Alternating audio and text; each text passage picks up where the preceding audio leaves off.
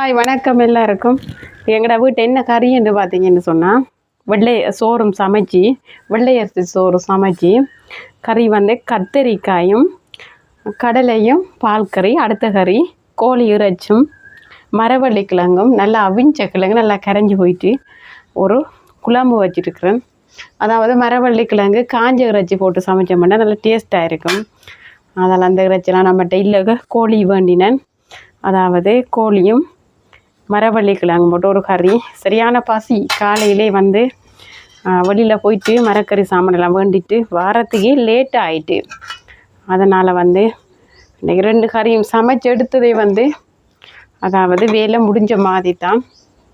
இப்போ தான் சாப்பிட போகிறேன்.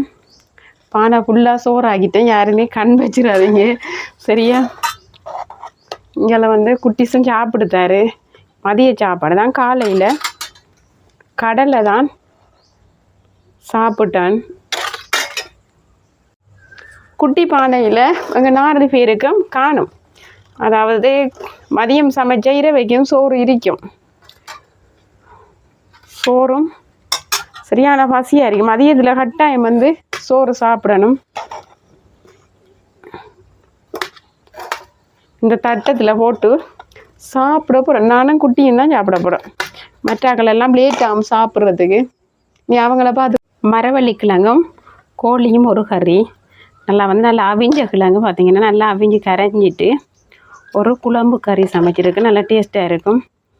மிளகாய் தூளெல்லாம் நம்ம வந்து கடையில் வேண்டுறதில்லை. கூடுதலாக வந்து நான் அரைக்கிறது தான். நல்ல உரைப்பு. இன்னும் எங்களோட வீட்டை வந்து எல்லாருமே உரைப்பு நல்லா சாப்பிடுவாங்க. அடுத்த கறி என்னென்னு சொன்னால் இன்றைக்கி பார்த்திங்கன்னா கத்தரிக்காயும் கடலையும் பால் கறி, நல்லா கருவேப்பிலை, சின்ன வெங்காயம், சின்ன சீரகம், கடையெல்லாம் தாளித்து போட்டு ஒரு பால் கறி வச்சுருக்கோம். பார்த்திங்கன்னா நல்லா இருக்குது. தேங்காயெல்லாம் இப்போ சரியான விலை. அதால் வந்து கூடுதலாக வந்து இப்போ பாலெலாம் ஊற்றி சமைக்கலாம். இருந்தும் 2 கறிக்கும் சேர்த்து ஒரு பாதி தேங்காய் போயிட்டு இப்போ கடையில் பார்க்க போனால் ஒரு தேங்காய் வந்து 150 ரூபாய்க்கு மேலே போகுது.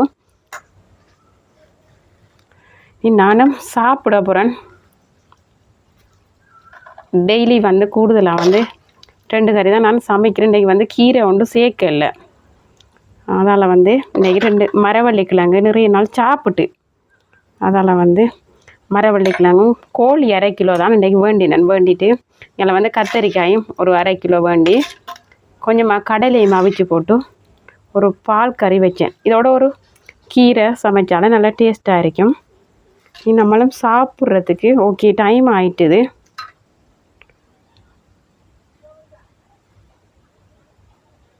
எப்போ பார்த்தாலும் சாப்பாட்டுக்காக தானே கூடுதலாக வந்து எல்லோரும் கஷ்டப்படுறது. என்ன சாப்பாடு இல்லாட்டி என்னத்துக்கு என்ன. சாப்பாடும் சமைச்சு எடுத்தாச்சு. மதிய டைம் சாப்பிட போகிறோம். எல்லோரும் சாப்பிடுங்க. கத்தரிக்காய் பால் கறி எனக்கு நிறையவே பிடிக்கும். நல்லா சாப்பிடுவேன். இன்னொரு பிளேட் கூட சாப்பிடுவேன் கத்தரிக்காய் பால் கறி என்று சொன்னால். இப்போ மாசி போட்டு அல்லது வந்து இறால் போட்டு சின்ன குட்டி குட்டியாக இறால் கூனி என்று சொல்லுவோம். அது இறால் போட்டு கத்தரிக்காய் பால் கறி வச்சாலும் நல்லா டேஸ்ட்டாக இருக்கும். சாப்பிட்டு பார்ப்போம். ஏன்னா சரியான பசி.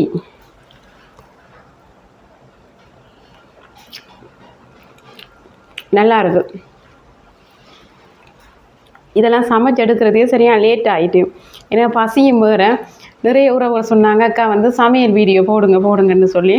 உண்மையாலுமே சமைச்சிட்டு இருக்கும்போதே எப்போயாவது கறி எடுத்து சமைக்கும் போதும் சரியான பசி வந்துடும். இனி வீடியோ எடுத்துட்டு இருக்கிறது எனக்கு டைமே இல்லை. இந்த கறியும் சோறும் சமைச்சு எடுக்கிறதுக்கு லேட் ஆகிட்டுது. இங்கே வந்து குட்டிஸும் பசிக்குது அப்படின்னு இருந்தார். சரி சாப்பிட போகிறேன் நானும். என்னடா நடந்து கொண்டு சாப்பிட்றா அப்படின்னு பார்க்காதீங்க. இங்கே குட்டிஸ் வந்து வெளியில் இருக்கிறாரு. நீ அவர் நேரத்தில் சாப்பிட்டாரு. நீ அவரை கொஞ்சம் கூப்பிடுவோம்னு பார்த்தா அவரை காணலை. வெளியில் விளையாடுறாரு. சரியான வெக்கையாக இருக்குது. மழை பெய்ய போகுது. அதான் சரியான ஹீட்டாக இருக்குது. மழை இதில் ஃபேனு கிரி கொண்டு இருக்குது. இருந்தும் சமைச்சிட்டு வந்தானே அதால் வந்து சரியான வெக்கையாக இருக்குது.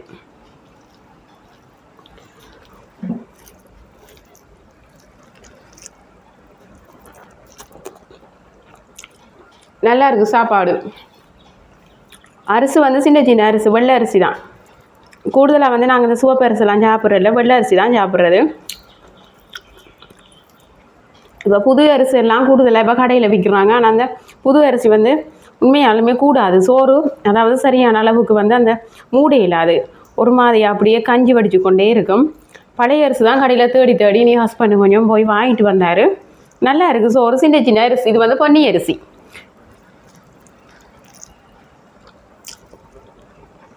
கருவேப்பிலையெல்லாம் இல்லை கறி சமைக்கிறதுக்கு.